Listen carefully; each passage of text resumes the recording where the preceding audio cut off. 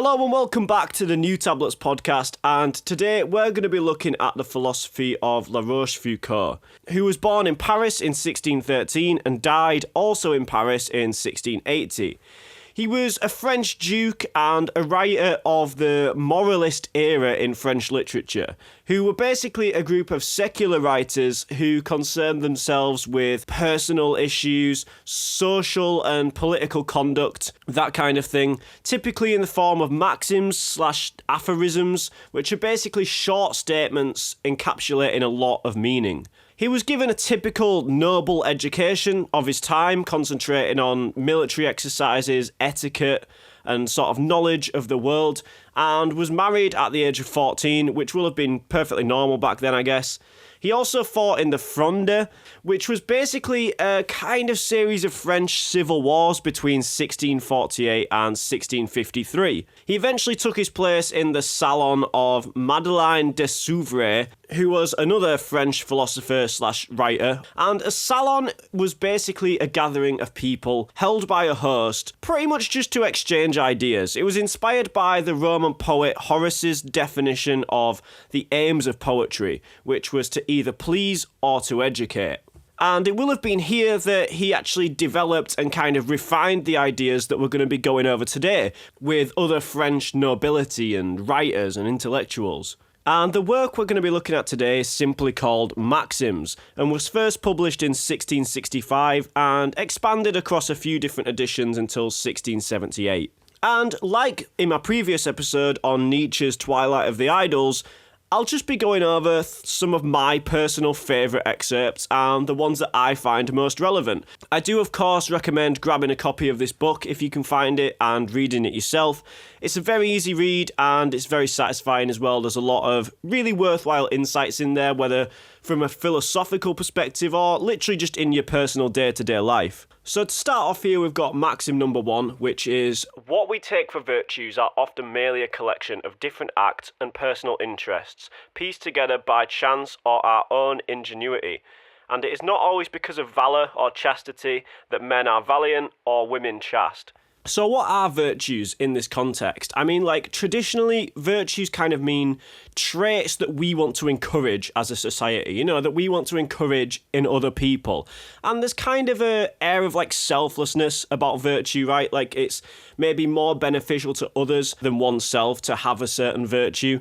Whereas Rochefoucauld here is kind of exposing them as not necessarily stemming from anything positive in that sense, positive essentially. He's actually more associating these things we call virtues with mere chance. So just a random series of cause and effect leading up to a person behaving in a certain way. So it's kind of like proto-psychology in that sense. A lot of this work is kind of proto-psychology, or at least leading up to further philosophers like Nietzsche and maybe Freud, who did actually do that very early psychological analysis of human behaviour. And you'll notice here he describes virtues as different acts. So the intention of the actual act being committed is kind of irrelevant here, or it's at least less relevant than the actual behaviour. And that's kind of the complete opposite of how we might traditionally think of virtuous behaviour, or a virtuous person, let's say, especially in something like Christian morality, right? Or just religious morality as a whole.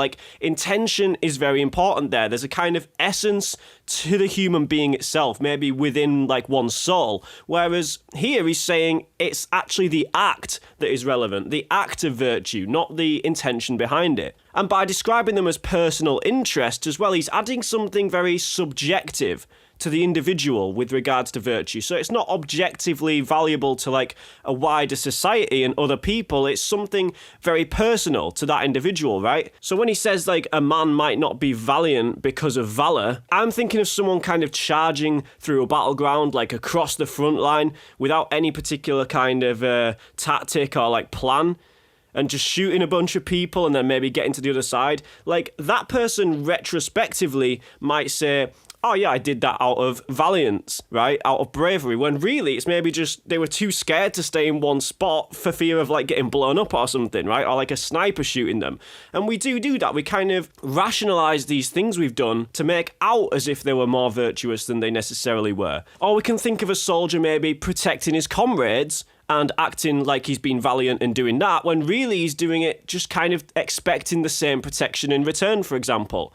And like a woman being chaste, not necessarily because of the virtue chastity.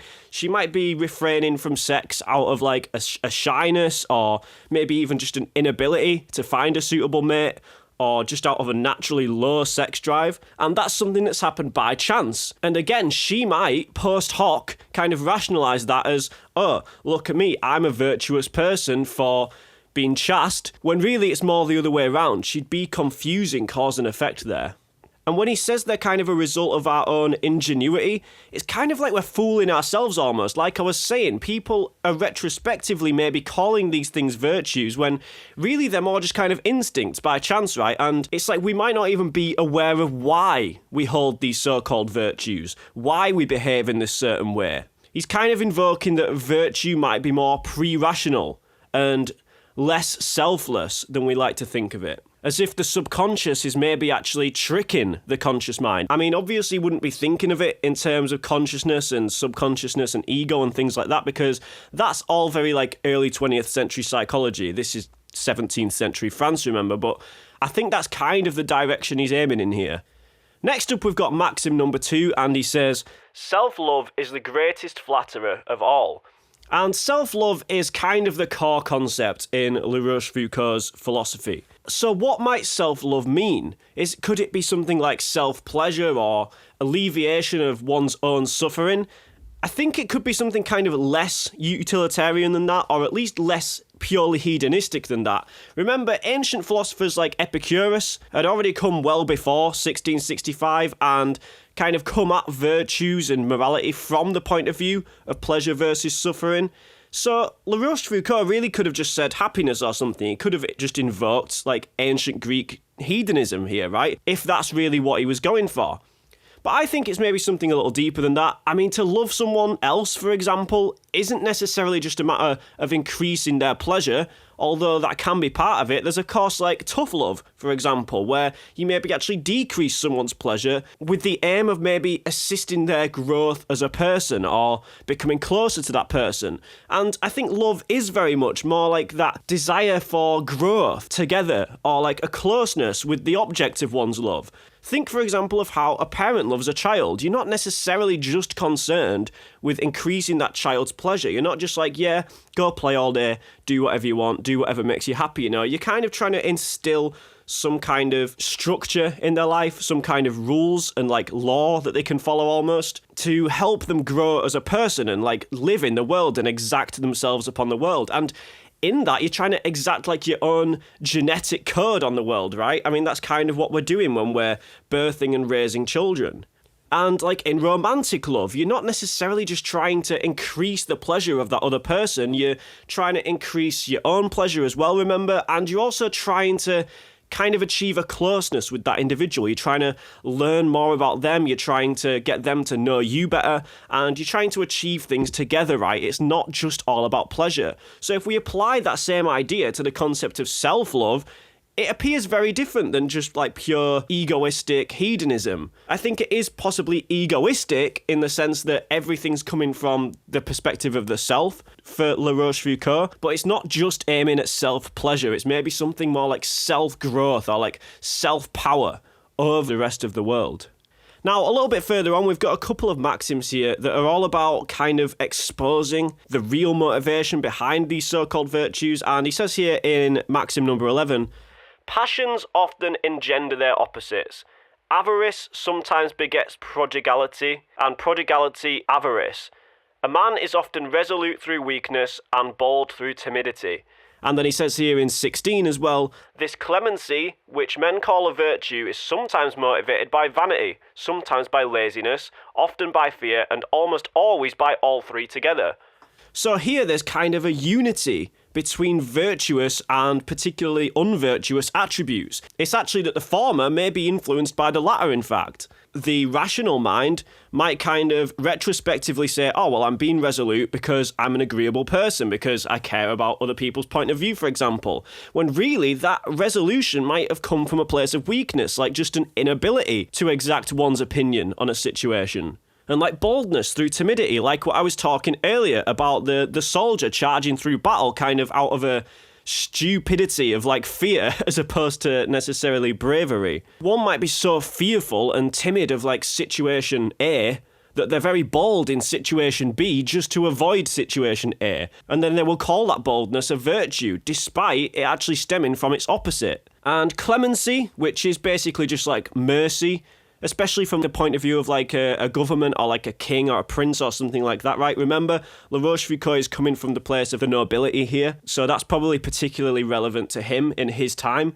But yeah, this clemency, this mercy, which men call a virtue, remember, might be motivated by other less virtuous things like vanity. It might be the idea like, oh, I want to look like the most merciful person so I can look like the best person to everyone else. Or someone who merely just can't be bothered, who doesn't have the energy for exacting their revenge upon someone, might then say, oh, well, look how great of a person I am for being merciful. Or by fear. The person they're being merciful towards might actually be a potential threat. I mean, let's think of the nobility, for example. This is particularly relevant in France, of course. Being particularly merciful to the underclass because the underclass are actually maybe the more powerful force in that situation. So could this clemency actually be a way of trying to preserve one's power over someone else by acting as if you're above them, out of fear of them revolting, right? Okay, so next up we've got Maxim number 28, which says, "Jealousy is in some measure just and reasonable, since it merely aims at keeping something that belongs to us, or we think belongs to us, whereas envy is a frenzy that cannot bear anything that belongs to others." And I think this distinction between kind of two sides of the same coin with regards to emotions is really interesting here. So you've got jealousy, which might be conceived as conducive to self-love, whereas envy is really just something aimed at the hatred of others, even if it might be detrimental to one's self-love.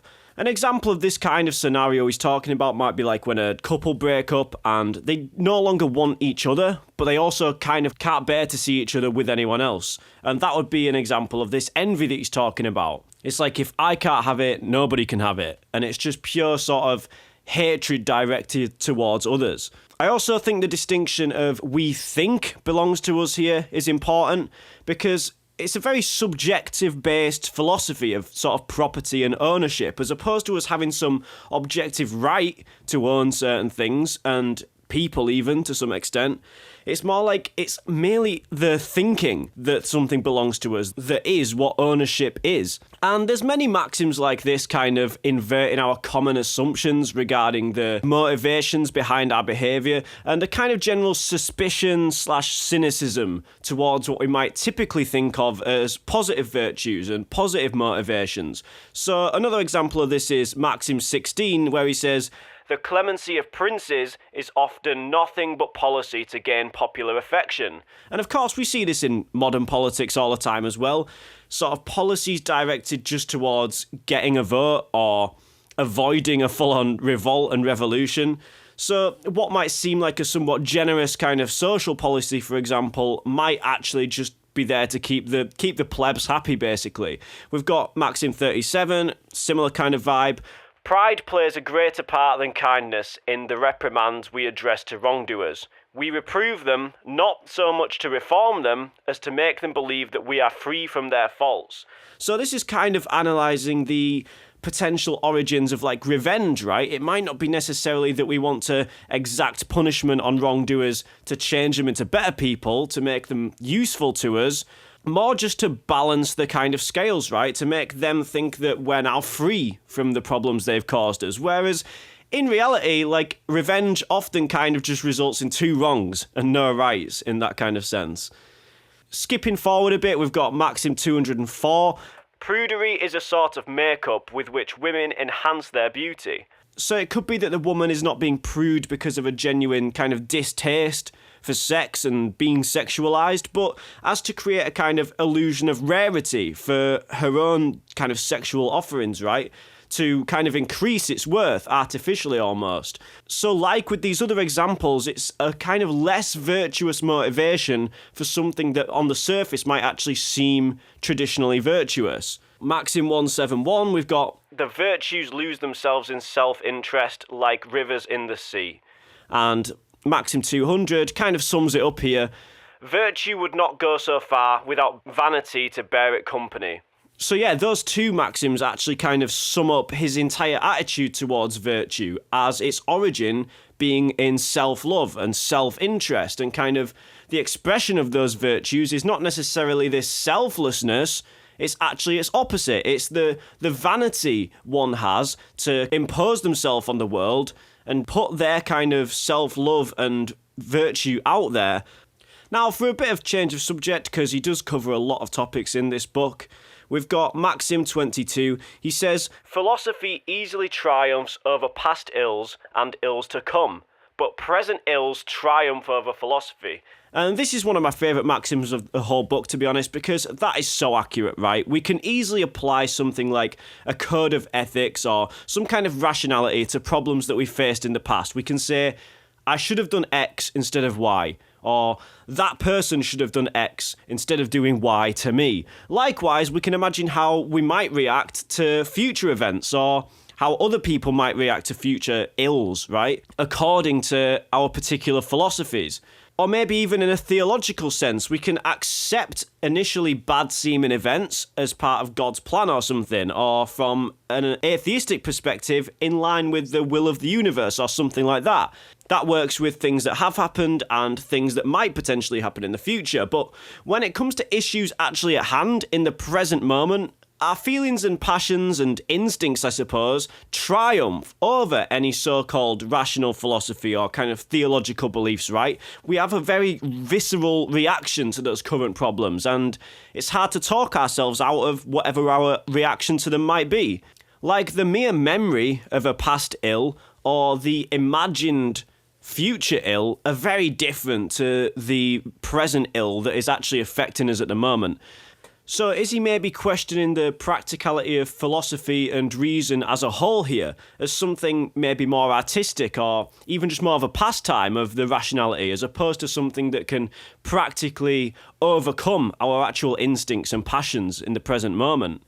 And he is presenting the present moment as something unique in terms of consciousness here, like psychologically very different than our experience of memory or our approach to an imagined future. Next up in Maxim 42, we've got, we have not the strength to follow our reason all the way. And just like Maxim 22, he throws a similar kind of doubt on the power of pure reason and philosophy and rationality here, right?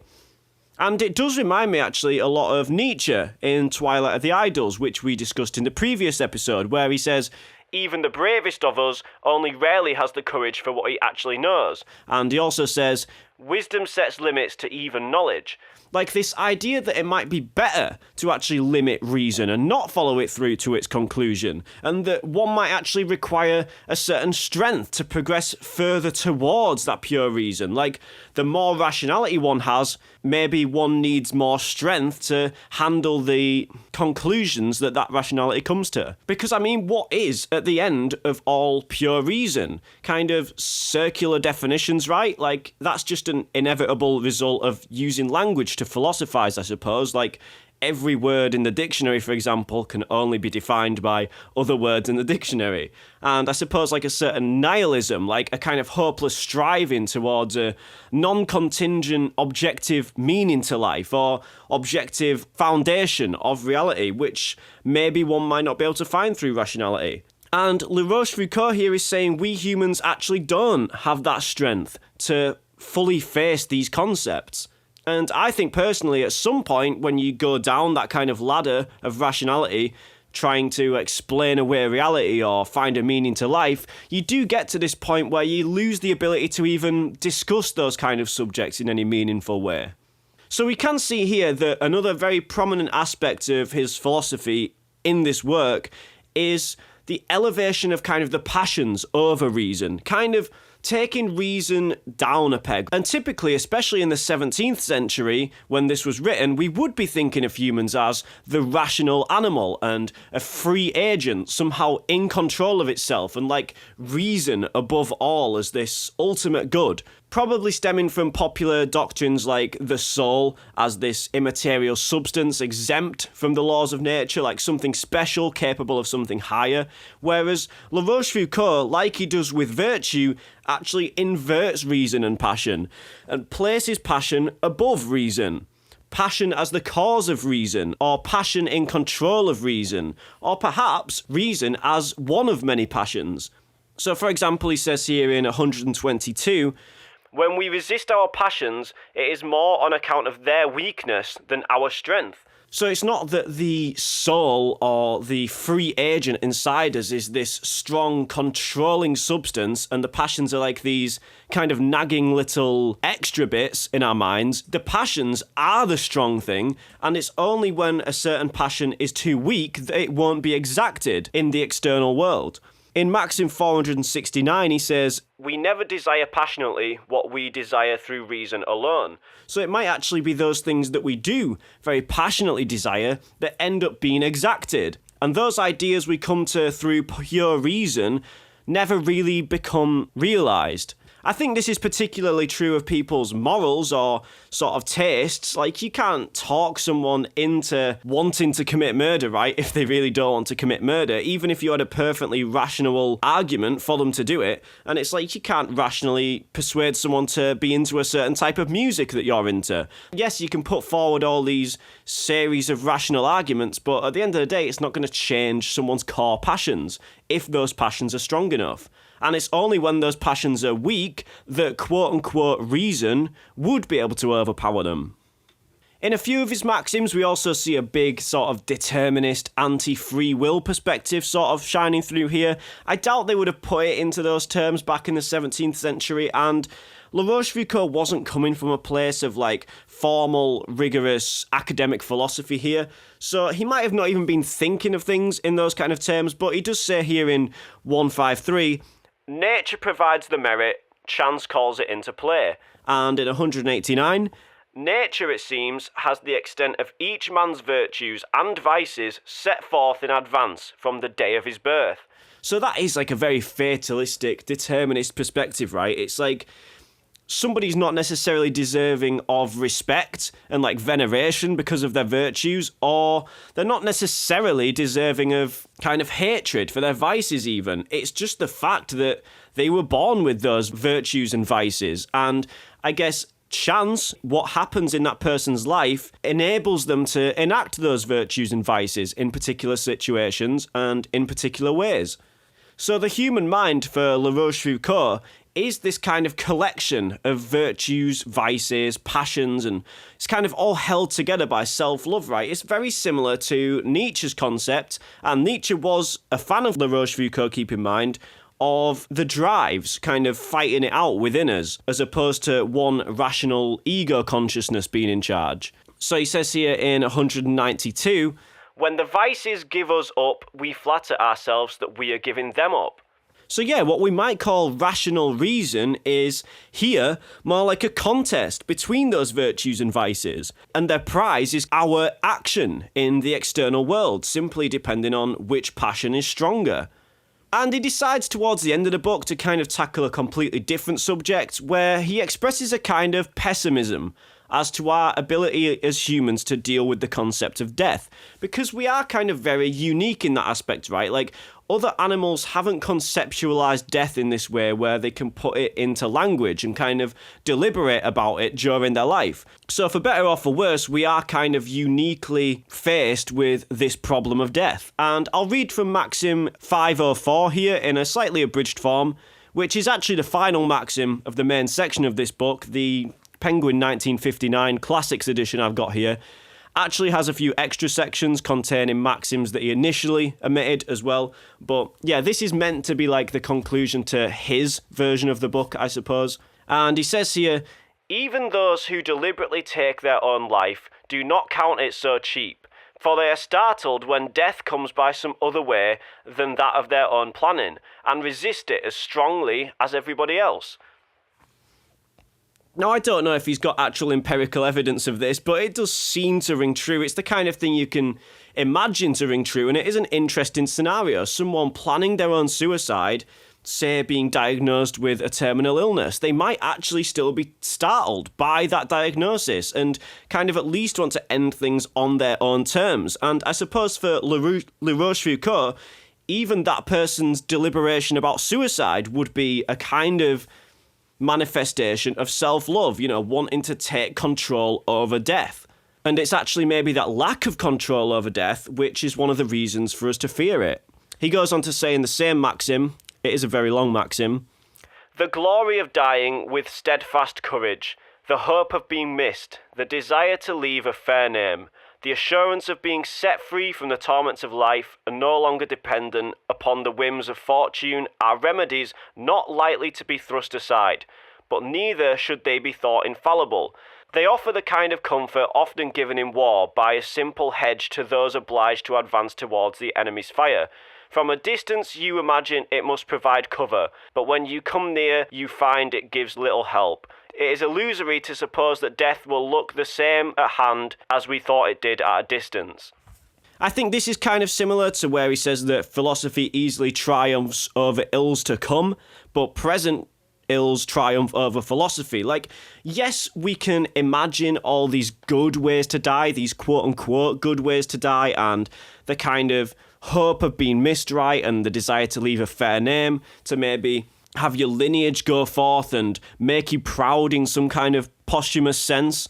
But when we actually stare death in the face, he's rather pessimistic about it here. I mean, he thinks we're kind of just doomed to be terrified of it, right? And I suppose none of us are really going to know until we're there. And then even when we are, we're probably not going to have time to write about it, are we? So it's maybe even kind of an unknowable thing, truly, what it is to face death like that in the present moment. And he also says here, "We misunderstand the effects of self-love if we believe it can help us make light of the very thing that spells its own destruction." So, I mean, if self-love is this, all-encompassing drive that humanity has, and maybe that just life in general has for Le Rochefoucauld, this very fundamental thing, then death, which destroys that self-love, is inherently going to be terrifying, right? There's no two ways about it for him. And on that happy note, that'll be the end for this episode. There's plenty more wisdom to be found in this book that we maybe don't have time for right now. As I said at the beginning, I do recommend grabbing yourself a copy if you can find one. I got this one used online, I think from World of Books or eBay or something like that. I hope you've learned something. I hope you've enjoyed the episode. Do remember to subscribe if you're on YouTube, drop a follow if you're on Spotify, share with your friends and family, and goodbye.